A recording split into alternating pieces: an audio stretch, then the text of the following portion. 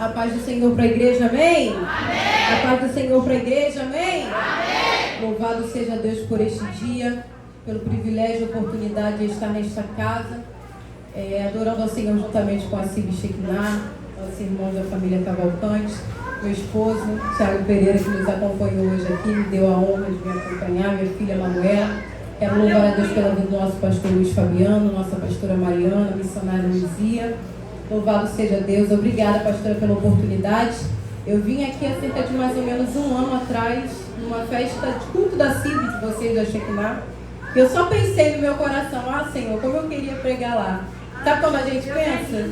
Então hoje eu estou vivendo uma promessa de Deus, amém? Eu me sinto privilegiada de estar aqui nessa noite. Eu sei que essa é uma igreja viva na palavra e você quer ouvir Deus falar. Você está querendo ouvir Jesus falar nessa noite? Levanta a sua mão aí. Glória a Jesus. Abra comigo as vossas Bíblias no livro de Ezequiel, capítulo de número 1. Ezequiel, capítulo de número 1.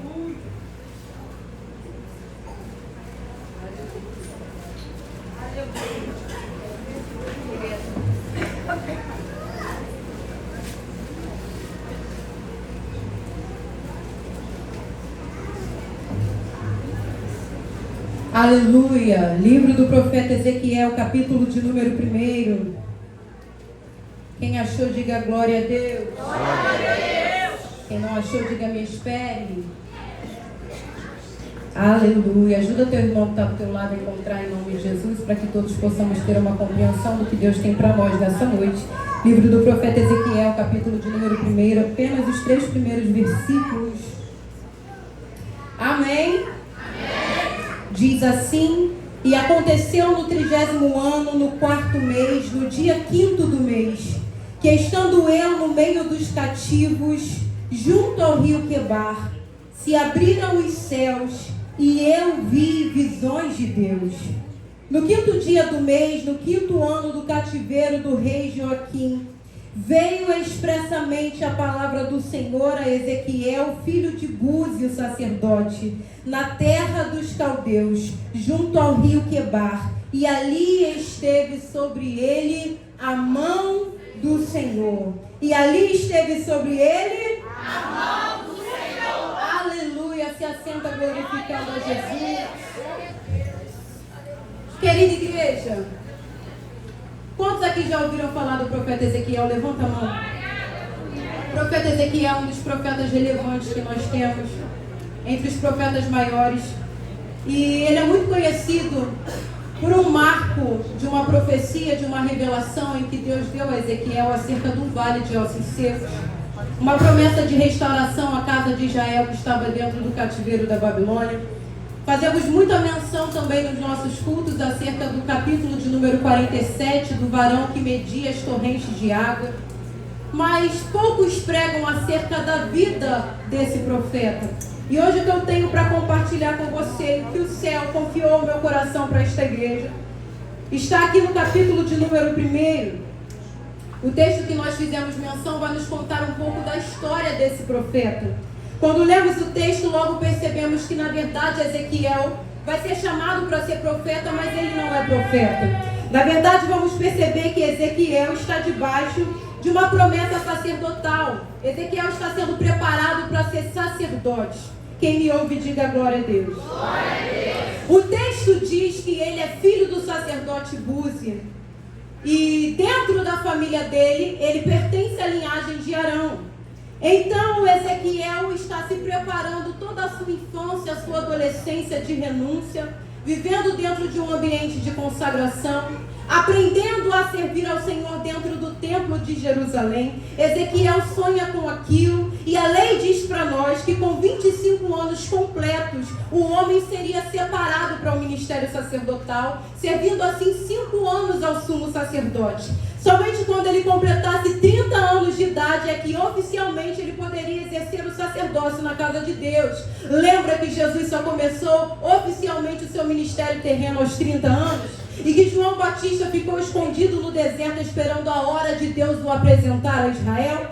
porque o Senhor não burla a lei. O Senhor, ele cumpre lei. O texto diz para nós que Ezequiel está sendo preparado, Ezequiel está sendo instruído, a sua família está instruindo. E na casa de Ezequiel as coisas eram diferentes da casa dos amigos. Eu posso imaginar uma infância, uma adolescência, e Ezequiel vendo que na casa de todo mundo eles comiam aquilo que plantava, mas na casa de Ezequiel ninguém comia o que plantava, porque sacerdote levita vive dos dízimos da casa do Senhor e da parte das ofertas que lhe cabem. Então na casa de Ezequiel o ambiente é diferenciado. Ele cresceu sendo preparado para uma coisa profética, poderosa, um ambiente sacerdotal, um ambiente de serviço no templo do Senhor. Ezequiel sonha com isso quando vai se aproximando da sua idade, perto dos 24 anos. Ezequiel está contando os segundos para Deus cumprir a promessa, contando os segundos para as portas do templo de Jerusalém se abrirem para ele poder entrar e poder trabalhar naquilo que ele desejava fazer. Só que é interessante quando nós olhamos para o texto e percebemos que no 25º ano da vida de Ezequiel acontece uma fatalidade. O Senhor permitiu uma segunda leva de cativos judeus para dentro da Babilônia. Ou seja, aos 25 anos de idade, ele recebe a separação sacerdotal, mas não tem tempo de executar aquilo que ele sonhou, porque Deus intervém naquilo que era o sonho de Ezequiel. Imagina agora Ezequiel sendo levado cativo junto com aproximadamente 10.000 judeus. Passou na frente das nações acorrentado, amarrado, de cabeça baixa, sem entender o que estava acontecendo.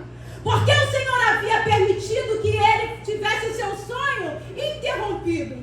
Toda a idealização de uma vida agora foi interrompida, porque ele está sendo levado como escravo. Ele não está sendo levado para ser sacerdote, ele não está sendo levado para ser pregador, ele está sendo levado para ser escravo e servir dentro da Babilônia.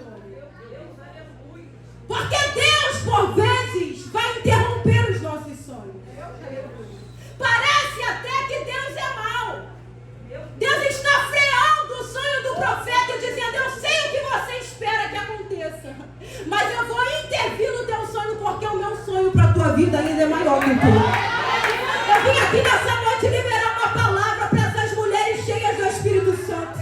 Talvez você não acessou a porta que você queria acessar. Talvez você não entrou onde você queria entrar. Deus está dizendo: aquela porta de concurso você passou, mas eu não te permiti entrar. Aquela porta de emprego você era o mais qualificado, mas Deus não permitiu você entrar. Você por um momento está questionando a Deus: Senhor, por que não foi desse jeito? Senhor, eu queria tanto. E o céu me manda dizer para a tua vida: Ele está cortando, Ele está rompendo projetos do teu coração, porque você não vai ficar aonde você quer ficar. Você vai ficar exatamente no centro da vontade do Eterno.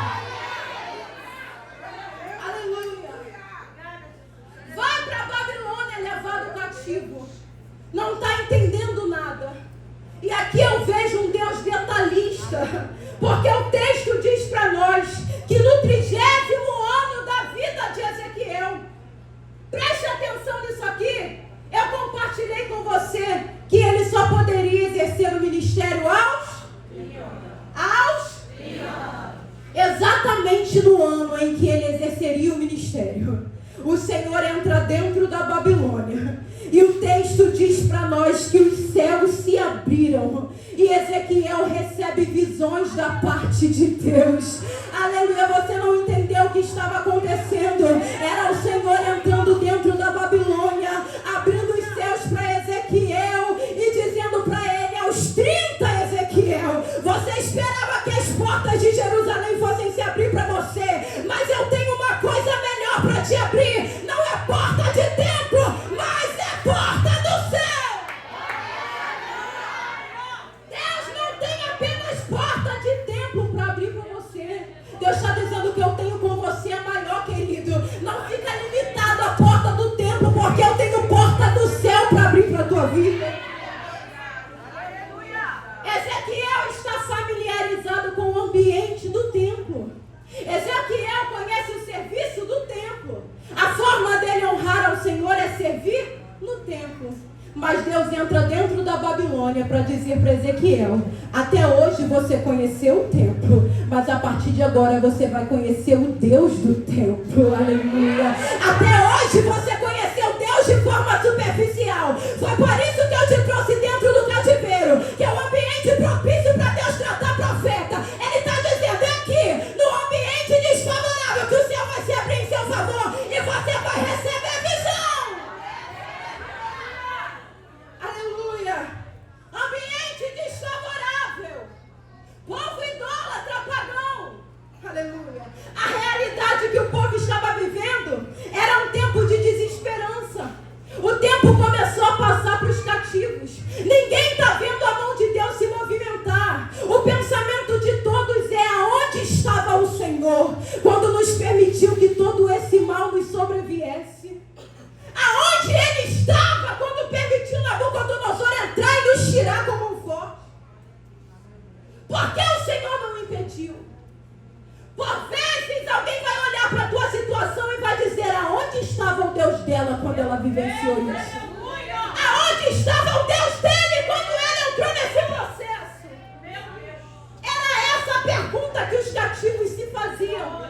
Aonde estava o Senhor quando nos permitiu que Nabucodonosor levasse os cativos, destruísse o templo de Jerusalém? O Salmo de número 137, ele nos conta exatamente o que está acontecendo com os cativos que aqui estão. O texto diz para nós assim, ó: junto às margens dos rios que há na Babilônia, nos assentamos e choramos, lembrando de Sião. Nos salgueiros que há no meio dela, nós penduramos as nossas harpas. E aqueles que nos levaram cativo nos pediam uma canção. Mas como é que nós podemos cantar em terra estranha? Quando lemos esse salmo, conseguimos ter uma compreensão da realidade que o povo estava vivendo. Quando lemos esse salmo, percebemos que o povo não tinha esperança. E preste atenção no que o texto diz: eles não tinham motivação para adorar. Eles não tinham motivação para cantar. Sabe por quê, querido? Porque aonde não habita o cântico da adoração, impera o cântico da murmuração. Se você não adorar, a probabilidade que tem é murmurar.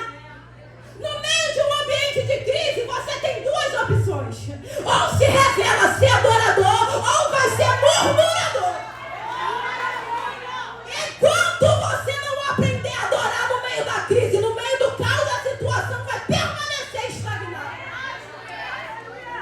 O povo dizia: vocês não eram aquele povo que cantava?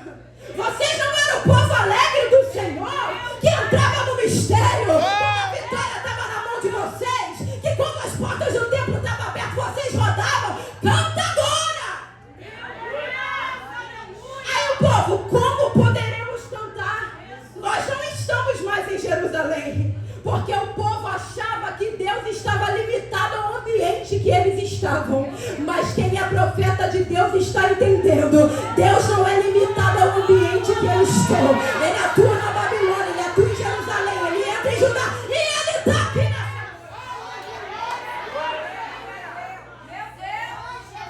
Os céus se abriram e eu vi visões de Deus. O que Ezequiel está recebendo aqui é algo fundamental para aquilo que ele iria enfrentar dentro do cativeiro. A porção que o céu está dando para Ezequiel era extremamente necessária para aquilo que ele iria enfrentar dentro do cativeiro. Porque entenda uma coisa: quem perde a visão passa a enxergar com os ouvidos. Aleluia. Eu vou repetir para você dar glória a Deus. Quem não tem visão passa a enxergar com os ouvidos. Ele não é guiado pelo que Deus mostra, ele é guiado pelo que ouve. Aleluia. Ele é guiado por qualquer vento de contenda, de confusão. Deixa de vir na casa do Senhor porque disseram que a pastora tem os preferidos. Deixa de fazer aquilo que ele foi chamado para fazer por causa do que disseram. Deus está dizendo: nessa noite eu vou abrir céu para crente aqui. Nessa noite eu vou abrir céu para crente aqui. E quem não tem visão vai começar a enxergar. Recebe privilégio da Porque quem tem visão é privilegiado. Ezequiel recebeu o privilégio da visão, porque ele era necessário. Quando ele recebe, o Senhor vai começar a falar com Ezequiel. É interessante ver o que Deus diz para ele. No capítulo de número 2, ele diz: filho do homem, ponte em pé, e eu falarei contigo. A primeira coisa que Deus direciona ao profeta dentro do cativeiro é: Ezequiel, você já sabe que você se preparou para o sacerdócio, mas eu te chamei para profeta. Tu não vai levar a adoração do povo para Deus, mas tu vai ouvir o que eu tenho para dizer e vai transmitir ao povo. Só que tem uma coisa: antes de começar a missão, antes de começar o profético, ele diz para ele: levanta do teu estado caído. É Deus dizendo para o profeta: ponte em pé, que eu falarei contigo. Por quê? Porque da maneira que todo mundo estava, não dava para ouvir a voz de Deus. É Deus dizendo: o ambiente pode ser desfavorável, mas recebe minha visão aí. O ambiente pode ser desfavorável, mas eu te chamei foi para profetizar. O ambiente, ele tem poder de nos influenciar. Sim ou não? Sim. Se você permitir, te influencia. Se Ezequiel permitisse, ia sentar, pendurar a harpa também, fica lá. Aleluia. Só que o Senhor entra dentro do cativeiro e fala: tu não vai pendurar a harpa. Você não vai pendurar a harpa. Você não vai cessar o cântico da adoração. Ah, Senhor, mas a crise chegou. Continua adorando. Ah, Senhor, mas o povo está sendo açoitado. Continua adorando. O ambiente, ele tem poder de influenciar. Mas você não pode permitir que ambientes complicados alterem a tua essência. Ambientes conturbados, problemáticos, não podem alterar a essência que Deus te deu. Ele está dizendo para você assim: cadê a essência? Eu te chamei para quê? Não deixa que esse ambiente complicado, que essa confusão dentro da tua casa altere a essência do céu sobre a tua vida. Não permita ninguém roubar aquilo que o céu te deu. Ponte em pé, Ezequiel, e eu falarei contigo. Não se permita influenciar pelo ambiente desfavorável que você está, mas se posiciona e recebe a minha palavra. Aleluia. Aí Ezequiel vai ter uma visão. O texto diz assim: o anjo apareceu e ele tinha na mão um rolo escrito por dentro e por fora.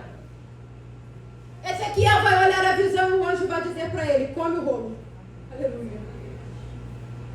Capítulo de número 3. Disse-me depois: filho do homem, come este rolo. Vai e fala à casa de Israel. Era Deus dizendo para o profeta: você vai até profetizar, porque eu te chamei para isso. Mas a mensagem na tua boca tem origem. Aleluia. A mensagem que você vai entregar ao povo não saiu da tua imaginação. Ela tem origem. Aí Deus vai dizer para ele: come o rolo. Ezequiel vai comer.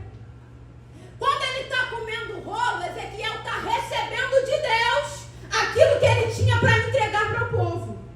Porque ministérios fortes não começam com id. Ministérios fortes começam com vinde.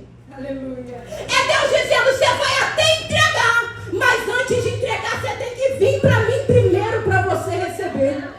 Porque a obra de Deus na vida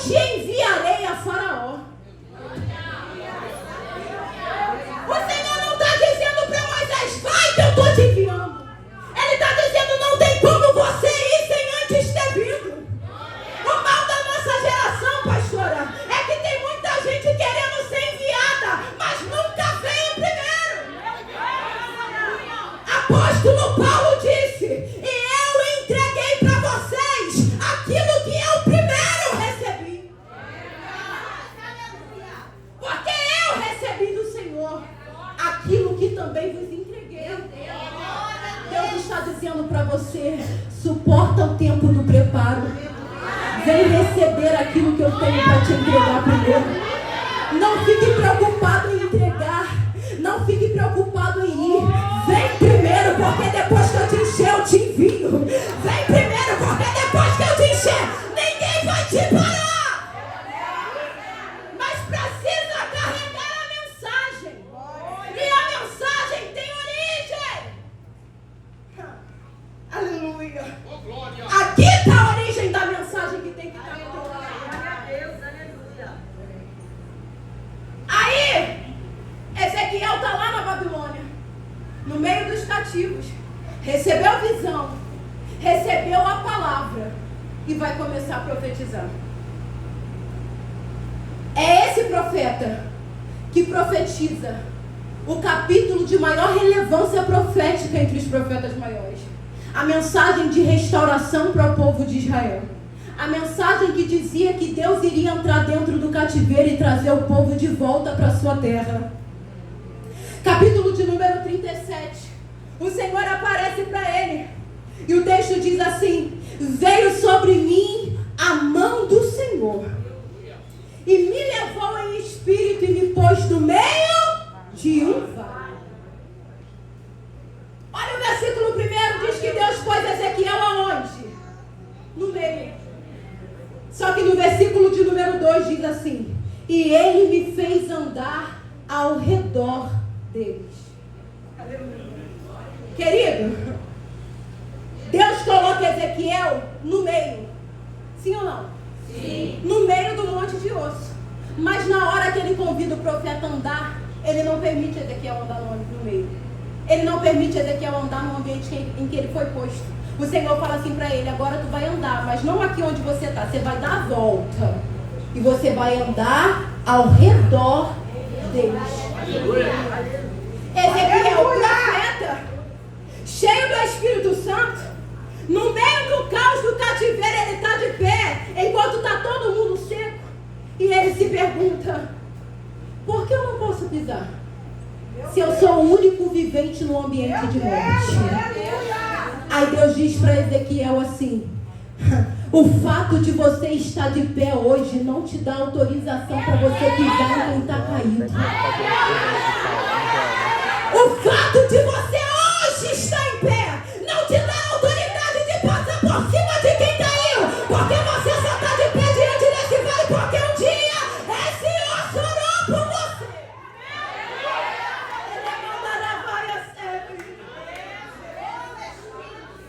Eu me faço uma pergunta para esse texto.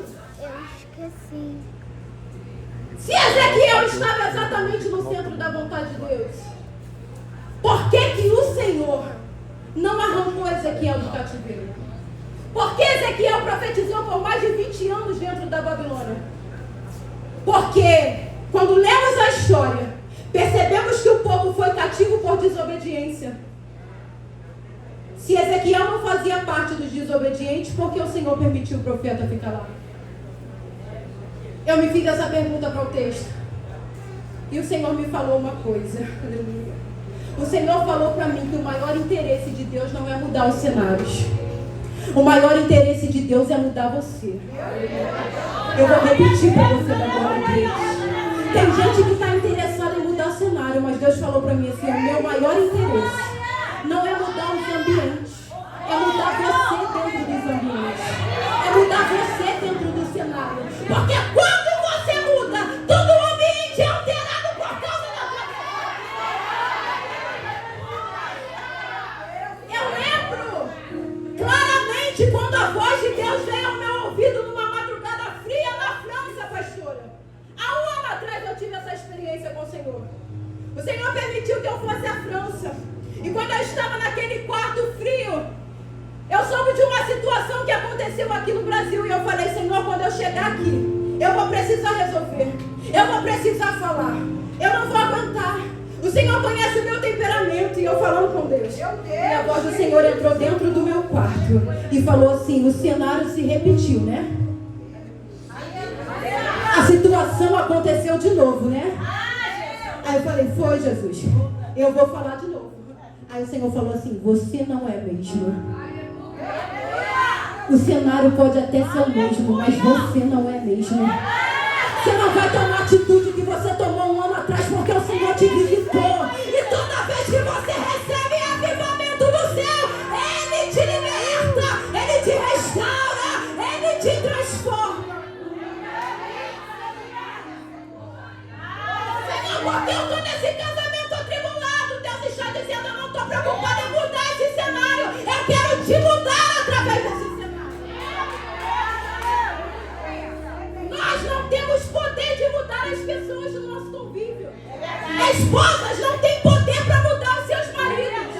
Mas quando você muda, o ambiente que você está é transformado pela tua mudança.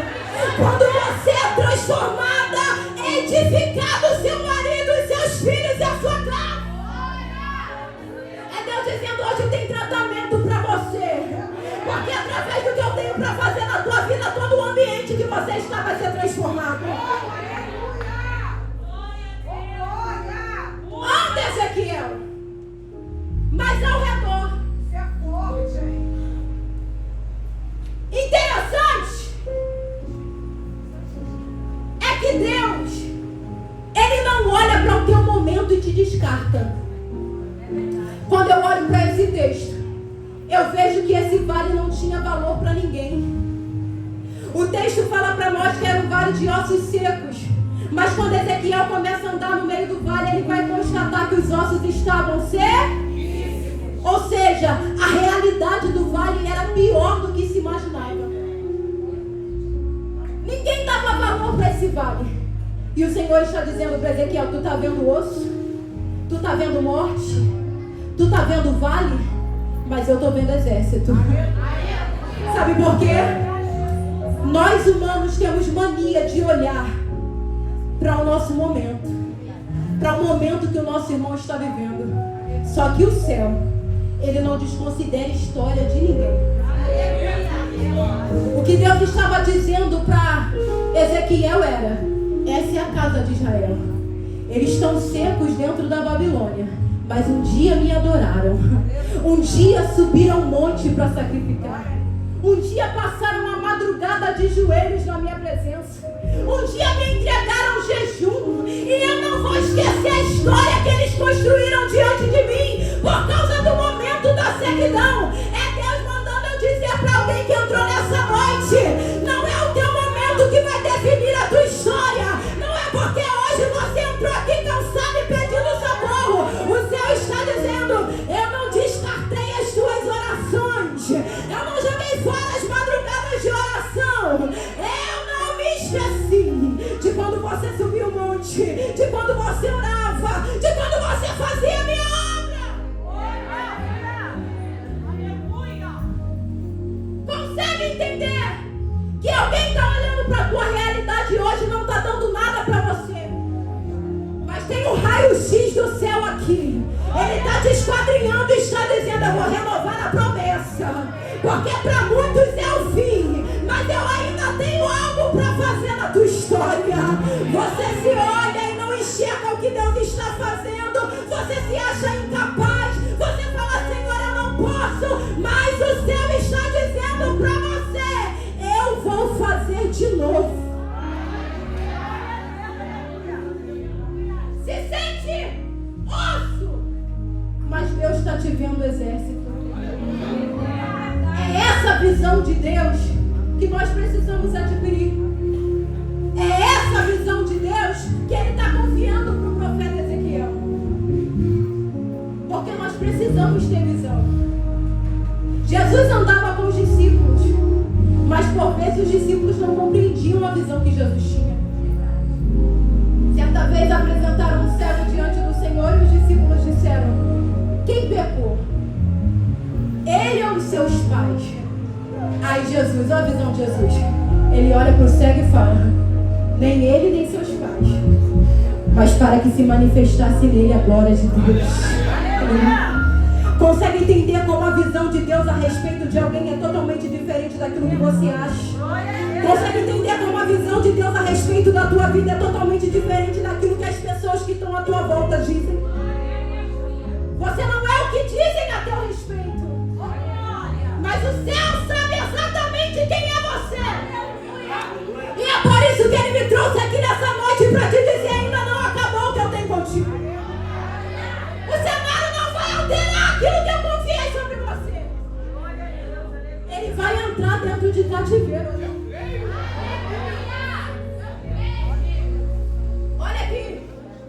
pouco para terminar. Não pisa, Ezequiel. Para você estar de pé hoje aqui, no meio desses ossos, teve alguém que suplicou a Deus pela tua vida. Tem gente que hoje não está nem mais na presença, mas orou para você estar aqui hoje. Tem alguém na tua casa que hoje não caminha mais contigo, mas você só chegou aqui por causa da oração deles lá atrás. Aí você chega no teu cenário de morte e olha e fala: Senhor, não tem mais jeito para essa situação. E Deus está dizendo: teve para você, vai ter para ele também. Olha que interessante. O Senhor faz ele andar no meio do vale. Depois que ele anda, depois que ele vê o nível da crise espiritual, depois que ele vê a gravidade que estavam os ossos, é que o Senhor vai perguntar para ele: já viu? Viu o nível da gravidade que está a situação deles? Ezequiel: sim, Senhor. Poderão reviver? Poderão reviver? Aleluia! Deus está fazendo a pergunta para o profeta, porque antes dele mandar Ezequiel profetizar, primeiro ele fez andar. Antes de ele mandar o profeta ficar de pé para pronunciar a palavra, ele está dizendo: você vai andar primeiro. Depois que você vê com os teus olhos a gravidade da situação, eu vou te fazer uma pergunta. Você tem fé para crer que do jeito que as coisas estão, eu posso transformar? É por isso que tem crente que morre esperando o pastor profetizar no vale dele. É por isso que tem crente que morre esperando a irmã profeta de oração ir na tua casa. Porque a irmã profeta não sabe a gravidade do vale que você está vivendo. Quem sabe a gravidade do vale é quem anda por ele. É Deus vivendo a realidade que a tua casa está vivendo, quem sabe é você. É você que anda no meio dele. É você que passa no meio desse problema. É você que sabe aonde está apertando essa crise na tua casa. Então o profeta do teu vale não vai ser a pastora Mariana. O profeta do seu vale vai ser você. Deus está dizendo: eu vou descer a autoridade sobre a tua vida hoje, para você profetizar no meio do vale. Profetizar é falar por inspiração divina. Segura na mão desse crente que está do teu lado e fala: consegue falar por inspiração divina? O que é isso? É você olhar para a realidade que está diante dos teus olhos e não permitir que a realidade interrompa aquilo que Deus falou para você. É Deus dizendo assim: você está andando no meio desse vale, eu estou permitindo você passar com esse cheiro de luto. Eu estou permitindo você andar no meio desse caos, porque eu quero te fazer uma pergunta. Consegue liberar a palavra profética? Consegue trocar a maldição por profecia? Porque tem gente que está vivendo vales aqui e além de não conseguir ser profeta, ainda amaldiçoa. Olha para esse filho que está na criminalidade, na droga, e diz: maldita a hora que eu te dei a luz. Maldita a hora que eu escolhi esse homem para andar comigo. E Deus está dizendo assim: você está se permitindo ser levado pela realidade do teu vale. Só que eu te chamei foi para ser profeta.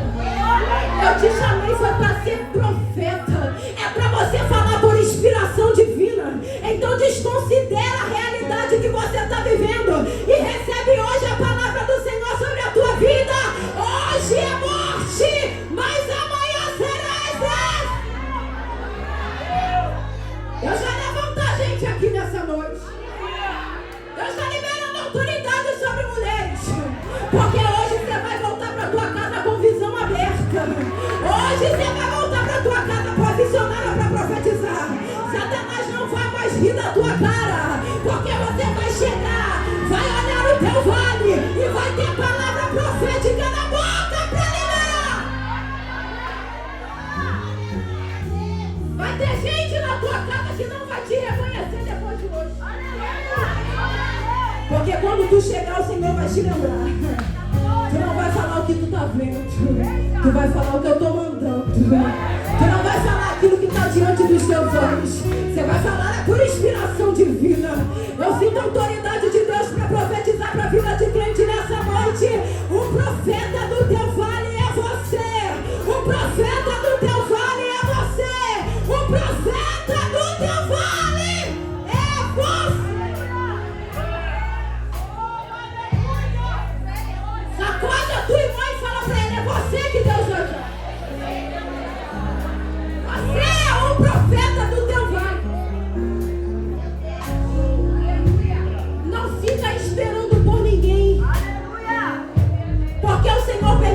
você andar dentro desse cenário para você ver a gravidade e começar a usar a palavra profética e começar a falar por inspiração divina e não pelo que está diante dos teus olhos.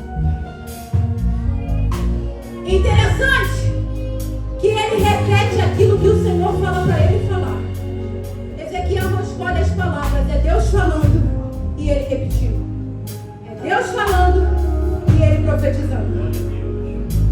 E aí aconteceu um reboliço dentro do vale. E depois do reboliço, cada osso voltou para o seu lugar.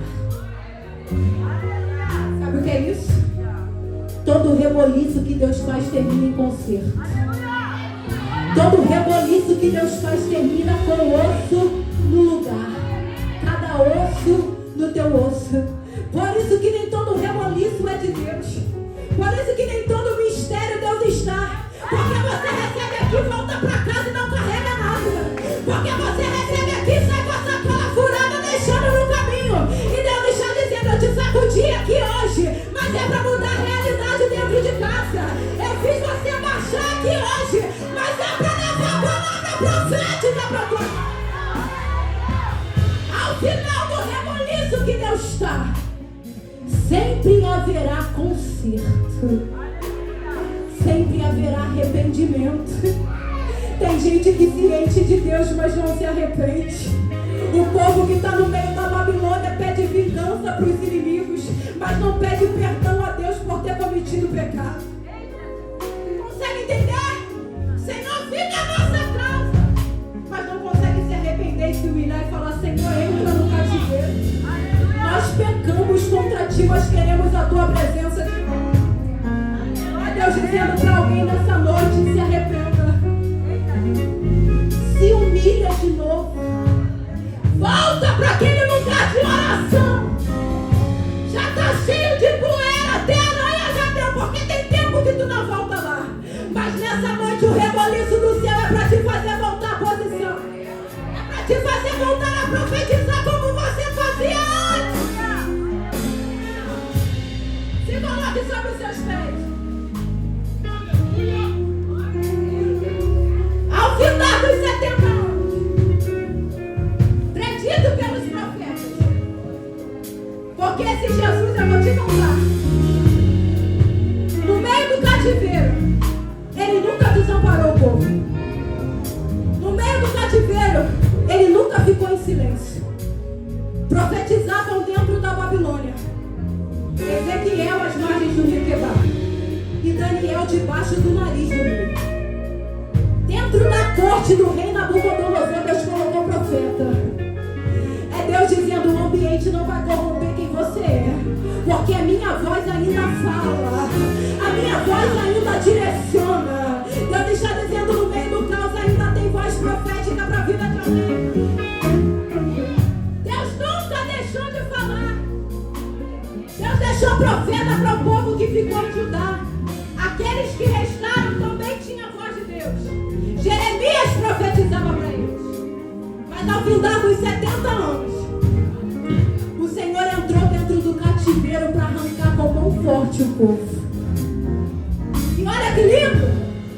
Deus não veio pela rota que o povo esperava. Eu preciso liberar isso para a tua vida.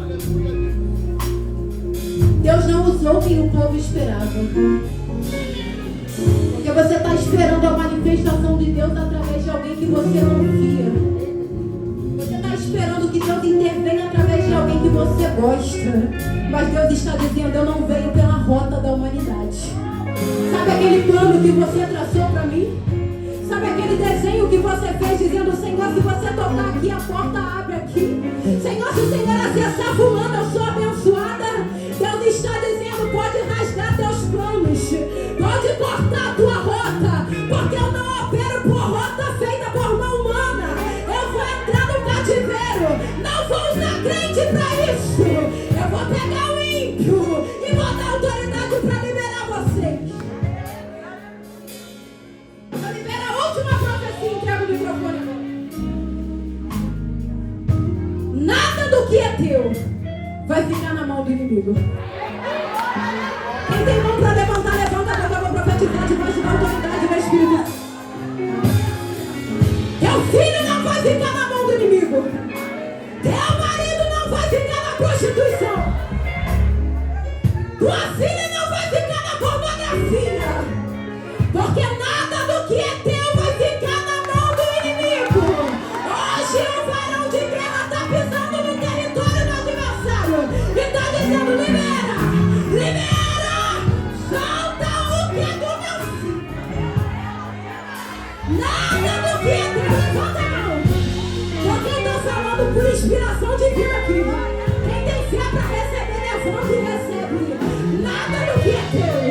Nada do que é teu vai ficar na mão do inimigo. Hoje o Senhor está estourando o cativeiro. Hoje o Senhor está estourando o cativeiro. Tem cativeiro sendo quebrado aqui. A morte vai bater em retirada hoje. Teu casamento vai ser restaurado hoje. Teu filho vai voltar hoje. Não vai ficar, não vai ficar. Nada do que é teu vai ficar na mão do inimigo. Nada.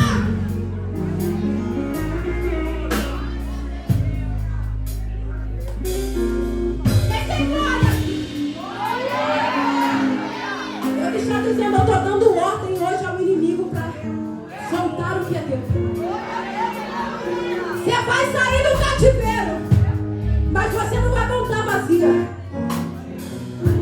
Ele está dizendo para alguém aqui, é hoje a ordem do céu para estourar esse cativeiro que você está vivendo. Eu termino agora.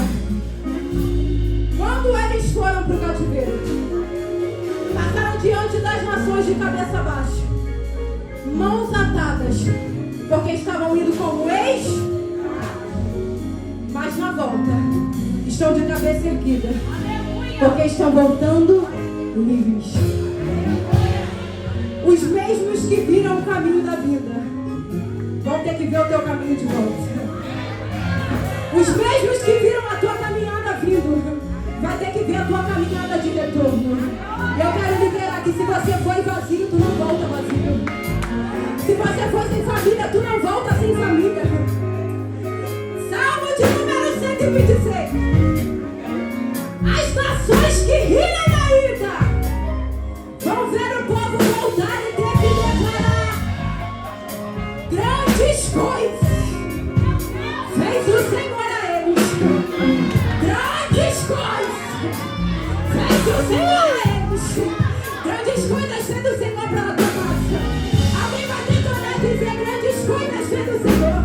Grandes coisas fez o Senhor a eles. Por isso estamos alegres. Porque o teu caminho de volta será diferente. Porque você chegou aqui na Mucuripe hoje, mas vai voltar para casa diferente. Posso orar, pastor? Debaixo dessa unção, eu quero convidar à frente mulheres que precisam se levantar como profetas diante